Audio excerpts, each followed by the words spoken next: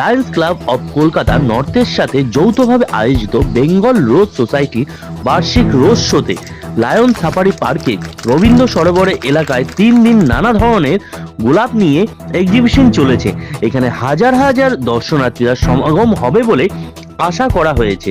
এখানে উপস্থিত ছিলেন ডক্টর নরেন্দ্র দাদলানি, সঞ্জয় মুখার্জি, প্রবীণ ছাড়িয়া। এই দৃশ্যই তুলে ধরা হয়েছে নিউজ বাংলা টিভি চ্যানেলের পর্দায়।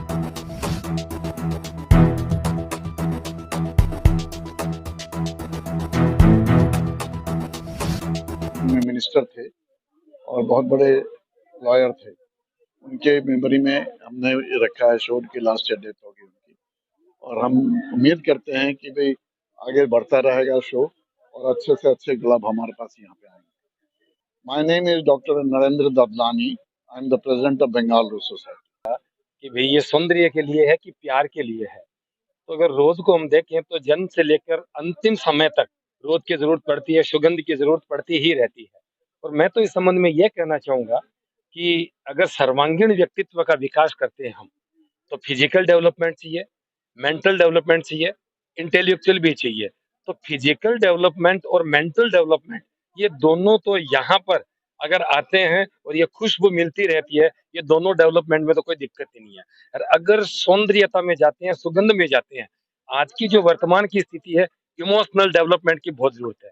आदमी अगर गुस्से में है और इस तरह के बगीचे में आ जाएगा ना, उसका गुस्सा शांत है। तो इमोशनल डेवलपमेंट भी यहाँ से होता है और इंटेलेक्चुअल डेवलपमेंट भी होता है। और अगर ये चारों डेवलपमेंट हो जाते हैं तो फिर व्यक्ति का सर्वांगीण व्यक्तित्व विकास हो जाता है, और यह इस गार्डन से हमें मिलता है। और एक बात मैं बताना चाहूंगा कि हमारा जो इंटरनेशनल डिस्ट्रिक्ट 322B1 है, लायंस क्लब नॉर्थ कलकत्ता, ये उसके अंतर्गत ये सफारी पार्क है। ये पूरे वर्ल्ड में अगर हम देखेंगे ऐसा गार्डन शायद पूरे विश्व में भी एक या दो जगह होगा जहां पर हमारी लायंस क्लब मेंटेन करती है। और एशिया का सबसे बड़ा ये हमारा बगीचा कहें, गार्डन कहें, ये है। तो मैं लायंस क्लब डिस्ट्रिक्ट 322B1 की तरफ से भी, मैं हमारी जो एक क्लब है लायंस क्लब नॉर्थ कलकत्ता, इसके प्रति वेरी थैंकफुल कि इस तरह का कार्यक्रम आयोजित करते हैं और व्यक्तित्व का, सर्वांगीण व्यक्तित्व के विकास करने में, आगे बढ़ने में अप्रत्यक्ष रूप से केवल नहीं, प्रत्यक्ष रूप से सहयोगी बनते हैं। जैसा कि वहां पर आप आके देखें, यहाँ पर बच्चे भी आते हैं, महिलाएं भी आती हैं और अभिभावक भी आते हैं। आज के समय में ऐसे बहुत कम जगह होगी जहां पर बच्चे, नारी शक्ति, युवा शक्ति और अभिभावक, मतलब समझ गए ना, बुजुर्गों से, वर्ड बुजुर्ग नहीं बोलूंगा, अभिभावक बोलूंगा। तो चारों की चारों जनरेशन इस बगीचे में आती है। ये हमारे लिए एक बहुत संतुष्टि की बात है और हम गौरवशाली है। जैसा कि लायंस क्लब इंटरनेशनल हमारा उद्देश्य है सर्विस, ये भी एक सर्विस का सबसे बड़ा भाग है। सर्विस केवल फिजिकल कोई किसी की करें, सेवा करें, वो अलग बात है, लेकिन इसके माध्यम से हमारी लायंस क्लब पूरे विश्व में बहुत अच्छी सेवा कर रही है और उसमें सहयोगी बन रही है हमारी लायंस क्लब नॉर्थ कलकत्ता, जिसका एक पार्ट है सफारी पार्क ट्रस्ट। দেখতে পাচ্ছি ভূমিকা বড়।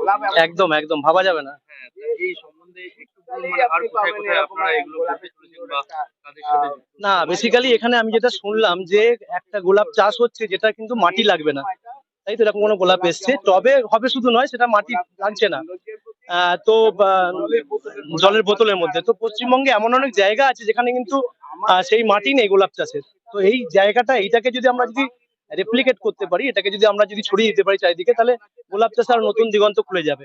এবং গোলাপের ক্ষেত্রে আপনার এমন কোনো ব্যাপার নেই, মানে প্রায় সব জায়গাতেই হতে পারে পশ্চিমবঙ্গের, এবং হচ্ছেও তাই। এবং গোলাপ নিয়ে ধরুন আপনার পূর্ব বর্ধমান, পূর্ব মেদিনীপুরের আপনার পাঁশকুড়া সাইডে প্রচুর গোলাপ চাষ হয়, নদিয়াতে হয়, নর্থ বেঙ্গলেও হয়। তো আমরা সেটাকেই আরো যাতে বাড়ানো যায় এবং এনাদের সাহায্য যাতে আমরা নিতে পারি সেইভাবে, সেটা দেখে আমরা সেটাকে বাড়াবার চেষ্টা করবো। আর যদি কোনো মানে সংস্থা আপনাদের সাথে যোগাযোগ করে এগুলো নিয়ে কাজ করতে চায়, তা কিভাবে মানে? অবশ্যই আমাদের গভর্নমেন্ট অফ ওয়েস্ট বেঙ্গলের হর্টিকালচার যে আছে অধিকার, মানে ডিরেক্টরেট আছে, বেনফিস টাওয়ার সেক্টর 5 স্বাস্থ্য ভবনের পাশে, ওখানে আমরা বসি। ওখানে যোগাযোগ করলে আমরা নিশ্চয়ই সাহায্য করবো, সাহায্য করার জন্যই আমরা আছি। তো আমাদের সুযোগের মধ্যে থাকলে আমরা অবশ্যই সাহায্য করবো। আর পার্সোনাল যদি দর্শকরা যদি মানে নিতে চায় বা বাড়ির জন্য use করতে চায়, কি করে যেতে পারে? সেটাই তো আমি না, এখান থেকে আমরা বিক্রি করি না, ঠিক আছে? কালকে নিশ্চয়ই আফটার যখন নষ্ট হয়ে যায় তখন যারা এমনি নেয়, আমরা কোনো এখানে কমার্শিয়াল অ্যাক্টিভিটি একদম অ্যালাউ করি না। নাম্বার ওয়ান, কমার্শিয়াল সেল হয় না। আর এই যে গোলাপ দেখছে, সব এসছে পশ্চিমবাংলার ডিফারেন্ট জায়গা থেকে এসছে। এটা হয়ে যাওয়ার পর যার টপ তিনি আবার নিয়ে চলে যাবেন। এটা সব বড় বড় ট্রলারে করে আসে, so it will go back. ওখানে কিছু কিছু ফুল নষ্ট হয়ে যেগুলো আপনাদের বিনা মাটিতে হয় ভেতরে দেখতে পাবেন, সেগুলো কিছু কিছু নষ্ট হলে ওগুলো আমরা আবার যে ন্যায় নিয়ে নেবো, but not any commercial activity. 12 তারিখ কাল থেকে চালু হয়েছে, আজকে ইনোগ্রেশন হচ্ছে, কাল অবধি চলবে। সকাল 7টা থেকে বিকাল 6টা অবধি পার্ক খোলা আছে। আমাদের সোসাইটি থেকে ডিফারেন্ট টাইপ অফ পিপুল, বাচ্চা বড় মেজো সব ইয়াং জেনারেশন সবাই আসছে। ফুলে অত ভ্যারাইটিস হয় সেটা কেউ হয়তো জানে না, আমরাও হয়তো আগে জানতাম না। আমরা এই থার্ড টাইম হচ্ছে যে আমাদের বেঙ্গল এই সাফারি পার্কে এই উদ্যোগটা নিয়েছি। আশা করছি আগেও হবে। লোক খুব পছন্দ করছে। গোলাপের ফুল এইরকম অত ভ্যারাইটিস হয়, কেউ জানতো না, দেখার পর কেউ বিশ্বাস করতে পারছে না একটা পটে অত সুন্দর সুন্দর মানে ফুল চলে আসছে। আর যারা চাষিরা আছে, যারা গাছ নিয়ে এসছে, কেউ মধ্যমগ্রাম থেকে, কেউ মিদনাপুর থেকে, ডিফারেন্ট ডিস্ট্রিক্ট থেকে, তাদের কম্পিটিশন হয়, তাদের ওরা খুব যত্ন করে মেনটেন করে।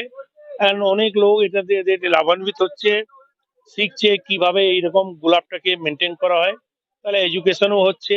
এনভায়রনমেন্টকে দিক দিয়ে আমরা অনেক কাজ করি। এই পার্ক 34 বছর দিয়ে Lions safari park, Lions club of Calcutta north, আমাদের লায়ন্স ইন্টারন্যাশনাল ডিস্ট্রিক্টে একটা ক্লাব, যেটা আমরা এটা মেনটেন করছি। আমাদের ক্লাবে 150 মেম্বার, তারা যত্ন দিয়ে পার্কটাকে মেনটেন করছি। আশা করছি এখানে আরো নানা রকম ফ্যাসিলিটি যদি সুযোগ পাই আমরা আরো করবো। কেউ যদি এই পদ্ধতি মানে কিভাবে এই রোজগুলো তৈরি মানে রাখা যাচ্ছে? অনেক মেম্বার এসছে যারা রোজ সোসাইটি থেকে আছে, যারা এই গাছ সম্বন্ধে যারা কিছু আইডিয়া নিতে চায়, তাদেরকে ওরা জ্ঞান দিচ্ছে, বলছে কিভাবে আপনারা যদি মেনটেন করতে করুন, তাদের জ্ঞান দিচ্ছে, কোনো অসুবিধা নেই। থ্যাংক আপনার ইউ। নাম আর আমি প্রবীণ ছাড়িয়া, চেয়ারম্যান লায়ন্স সাফারি পার্ক।